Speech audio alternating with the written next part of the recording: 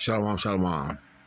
This is Kaparia, aka Pops out of GMS Chicago, with a brief sit down. But before I get started, like always, I want to send all praises, honor, and glory out to Yahweh, Bahashem Yahweh Shai, Bahashem Kakwadash.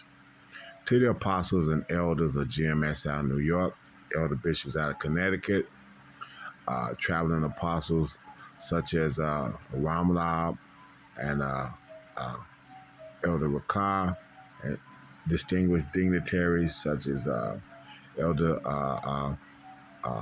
Manatazak, Elder Tazadak Ba, um, Elder Big Gad, traveling dignitaries send double honors because they do rule well. For the brethren around the world, push this truth uncut, unfiltered, giving you the good, the bad, and the ugly of the scriptures, correctly breaking down the prophecies and the interaction with the people on the planet and these scriptures correctly and directly.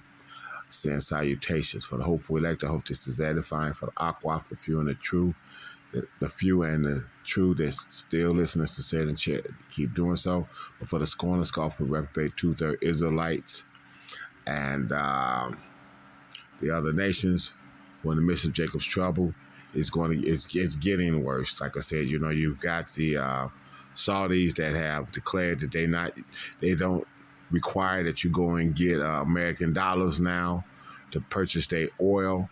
So basically, the petrodollar, which is what Henry Kissinger had used to prop up this economy, starting in the late 60s and so, early 70s, up until today, has now, in the last 50 years or so, has now been obsoleted, that whole scenario. So you're getting ready to watch this dollar really crash and not have any worth to the rest of the world. So inflation-wise, is going to go into hyper mode. All right? And the thing is, and the reason that I went through all that, and then you see this cow here on the thing, is because it reminds me of how our people, no matter what is going on around them, can keep their head in the sand and not pay attention to what it is that's important. And I say that in this sense, speaking to myself sometimes first, because sometimes I get distracted with a little folly here or there, or whatever the case it might be, as well, more than I need to let in my life. So, like I said, self-correcting is always something that you should be in the midst of if you're in this truth. Okay, so with that having been said, I'm gonna read this, and then I'm gonna show you some things in the scriptures where we know that this happened, and then we go from there. Okay, this is cattle in religion and mythology. Okay, cattle are considered sacred in Indian religions, so such as Hinduism, Jainism, and Buddhism, as well as in African paganism. Cattle played other major roles in many religions, including those of ancient Egypt. So, see, ancient Egypt. So it wasn't by chance that of all the things that the Israelites asked for, even after having seen all the things that they had seen, the Lord Yahweh do, and bring them out of Egypt, that they turn right around and worship a religion and a false god that was that had just had them in captivity, and they do it now today. Like I said, this social media outlet has set them up in a position where they can't even see the truth when they hear the truth, no matter how detailed and how all the I's are dotted and all the T's are crossed, especially when it comes to these scriptures, especially the way it's taught by GMS and like-minded affiliates. Okay, they can't see it, but that's the same group of people that even back then, when the Lord will work for them and pull down a people and a god, what was that, Dagon or whatever the case it might be, and then they wanted to worship it or whatever the case might be. It might have been. I'm not sure if I'm mixing up some stories or not, but yeah, where they wanted to worship it, and he had just defeated them. He had just defeated the people that worship that god. So it's like it's fucking ironic that this is how these people act. Okay, but here we go. Including those in ancient Egypt, ancient Greece, ancient Israel, ancient Rome. In some regions, especially most states of India, the slaughter of cattle is prohibited and their beef, may be taboo, even though the Lord actually made a cow beef to be a lawful meat. See what I'm saying? But then our people want to eat all this unlawful shit in the process. But here you are having people that won't even eat a lawful meat that the Lord. And see, that's why them laws, statutes, and commandments were given to us. Okay? And this is what will go make us a wise people, because the Lord knew what would be eating what. So cows that are designed to eat grass has the stomachs to process that. And in the process, it can pull all the nutrients, convert it into positive protein, okay, for consumption, and this. So this is why they wax week in week. I just had an old friend of mine here asked me about protein, and I had to literally tell him, like I said, back when I was working out and lifting heavily, I had started lifting when I was about 13 years old, and so during that whole time, went up, plumb up until my accident in '98, I had been like lifting here and there, on and off, had got my strength way up and this, that, and other, and I only needed about 20 to 25, maybe 30 grams of protein. But now the protein ain't even the same. So you got to kick that up to about almost 100 grams of protein. He was asking what he needed to do to try to get some muscle in this, that, and other. I told him in the text that the protein kick is different because the nutrients that's supposed to be in what aren't even measured the same now. So what used to be 25, now you need almost 100 grams of protein for you to do the things you want to do. Okay, but now I'm going to jump straight to the Egyptian part of these ancient societies and the worshiping of the cow, because this is, or the bull or whatever. So in ancient Egyptian religion, bulls symbolized strength and male sexuality and were linked with aggressive deities such as Montu and virile deities such as Ming. Some Egyptian cities kept sacred bulls that were said to be incarnation of divine powers, including the Nevis bull, Bacchus bull, and the Apis bull, which were regarded as a manifestation of God Pot, or however that's said, and was the most important sacred animal in Egypt. Cows were connected with fertility and motherhood. One of several ancient Egyptian creation myths said that a cow goddess, Meheth Wereth, who represented the primitive. That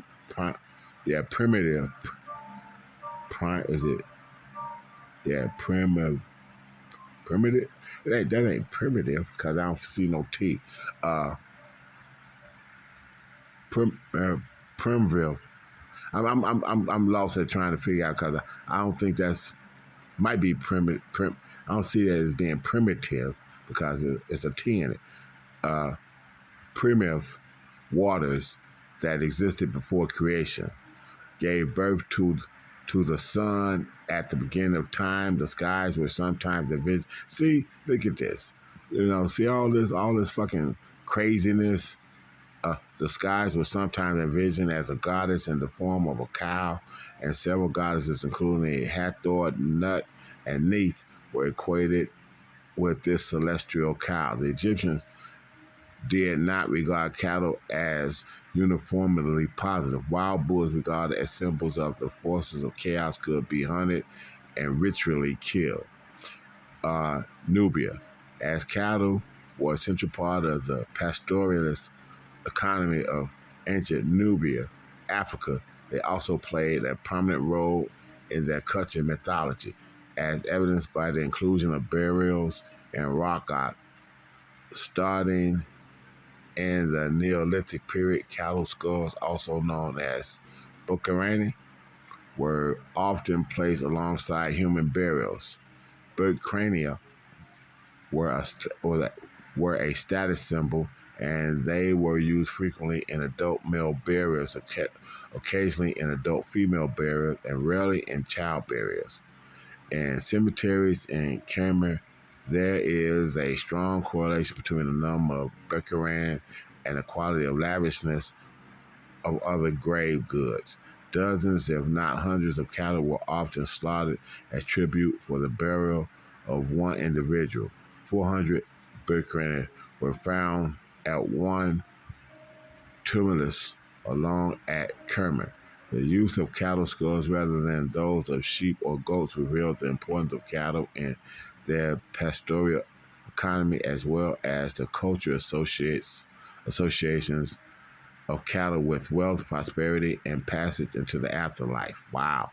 Sometimes complete cattle were buried alongside their owner, symbolic of their relationship continuing to the afterlife. Okay, I'm not going to get into all of this or whatnot, but like I said, then it goes into that. But I'm just saying, so it wasn't a coincidence that it wound up being a calf that was made, by these motherfuckers, by these 2/3 uh, uh, uh, uh, and Israel in general when this shit happened, okay? When this stuff happened and part of the Exodus, okay? And I'm just bringing that up because, like I said, I was doing a little reading and it just crossed my mind. You put the scriptures to something and you go in and you look and you see what was doing what and who was doing what even back then. Okay, so now I'm going to get a couple scriptures on this and close it out real quick. Let me see what we got. Here we go.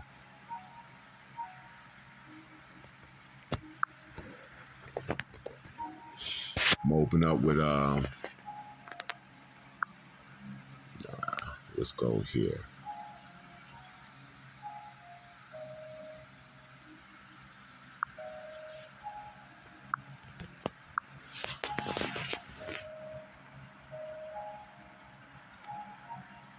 Okay.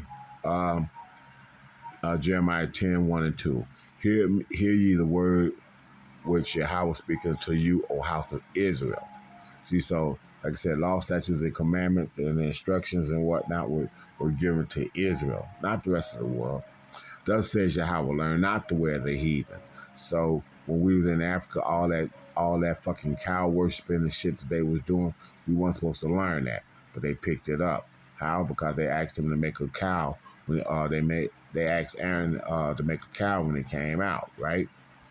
Uh, Thus say Yahweh, learn not the way of the heathen, and be not dismayed at the signs of heaven, for the heathen are dismayed at them. So right now, all the things that they see happening in the heavens and whatnot, like I said, especially with this Project Bluebeam shit, is going to have them discombobulated. But the first part of that, of verse 2, is learn not the way of the heathen.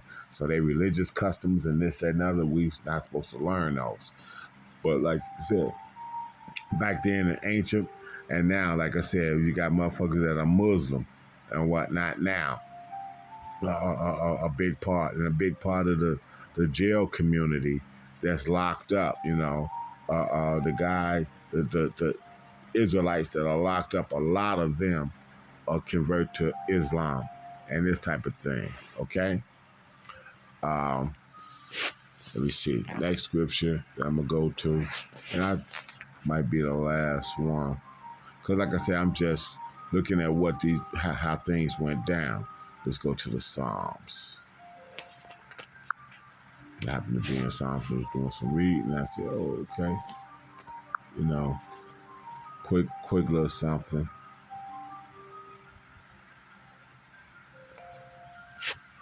Started about 19.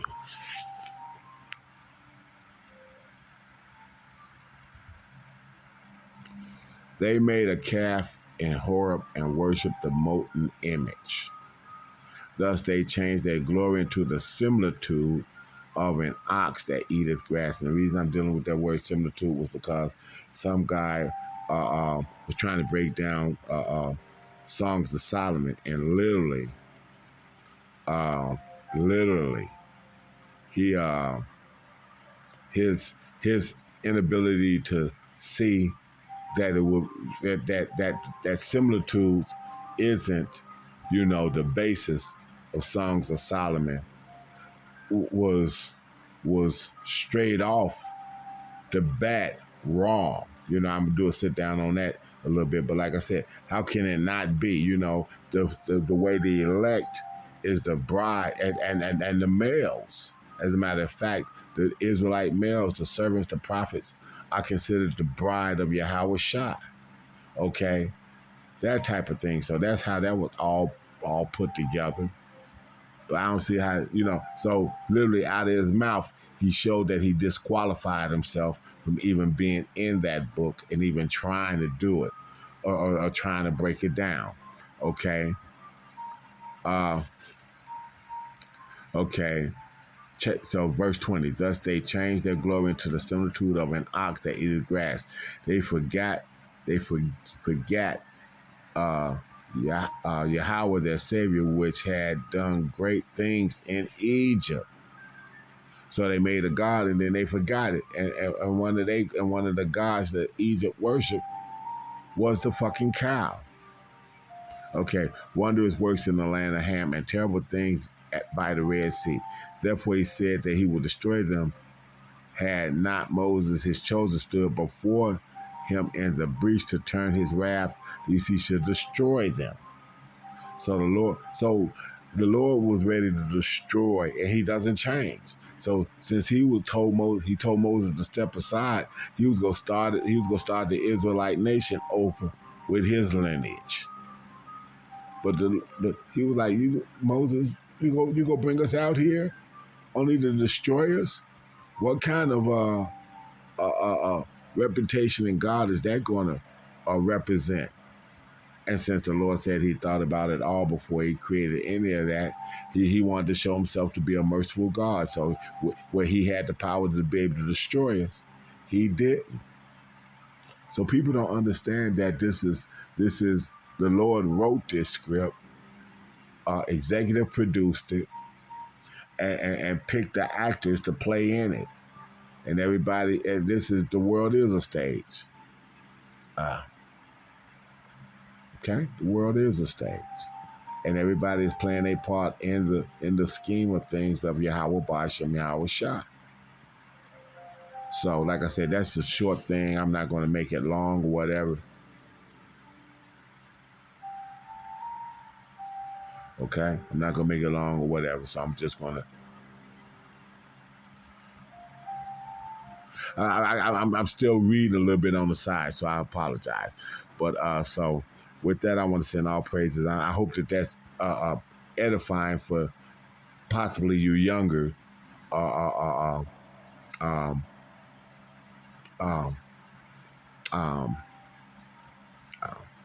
um, Israelites. Okay. Yeah. And if y'all saw that, it's time for me to get up and get ready to hit the thing. So I was just trying to get a quick sit down in before it's time for me to go off to fucking Esau's fucking market and do what I got to do. So, hey, I hope that that's edifying, as in a perspective of, our people and what they do and why we see them, and they wax worse and worse now and whatnot. Well, look at what they was doing even back then. With the Lord openly showing Himself as far as His power and His strength to Israel, and them turning around and worshiping a motherfucking wicked ass God out of Egypt. Not 140, not 120 days. They went 4 months totally out of the fucking kingdom. If you go in and read the scriptures, and you calculate the amount of time, they went out of Egypt 4 whole months before they was already back. They was worshiping motherfucking false gods and this, that, and the other. So I just want to, so for the hopeful elect, stay the course. Hold on and stay in the spirit, okay? So with that, I want to send all praises, honor, and glory out to Yahweh, Ba'Shem Yahweh Shai, Ba'Shem Kakodash, to the apostles and elders, GMS out of New York, again, double honors. They do rule well. So for the hopeful elect, a hearty shalom, and for the rest of the world, a barber ball.